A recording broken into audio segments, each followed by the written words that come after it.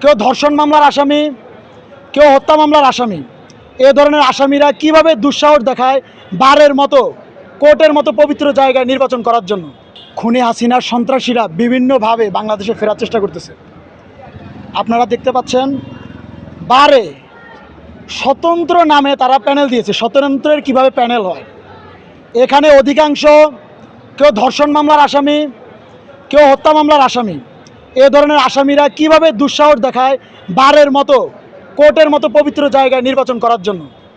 আমরা এর প্রতিবাদে গত বুধবারে আমরা জেলা প্রশাসক, জেলা পুলিশ সুপার, বারের নির্বাচন কমিশনার বরাবর আমরা আমাদের আবেদন জানিয়েছি।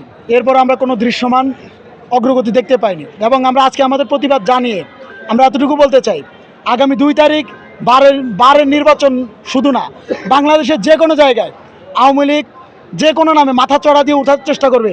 ছাত্র সমাজ এখনও ঘুমিয়ে যায়নি। ছাত্র সমাজ তাদেরকে ঐক্যবদ্ধভাবে কঠোরভাবে দমন করবে এবং এই দমনের সময় যে কোনো ধরনের অনাকাঙ্ক্ষিত পরিস্থিতি তৈরি হবে, তার জন্য বর্তমান প্রশাসন, পুলিশ প্রশাসন থেকে শুরু করে যারা দায়িত্বশীল নেতৃবৃন্দ আছে তারা দায়ী থাকবে। তারা কেন আওয়ামী লীগের বিরুদ্ধে যথাযথ ব্যবস্থা নেয়নি। আমরা 24-এ প্রায় 1400 মানুষ জীবন দিয়ে এই দেশকে ফ্যাসিস্ট মুক্ত করেছি।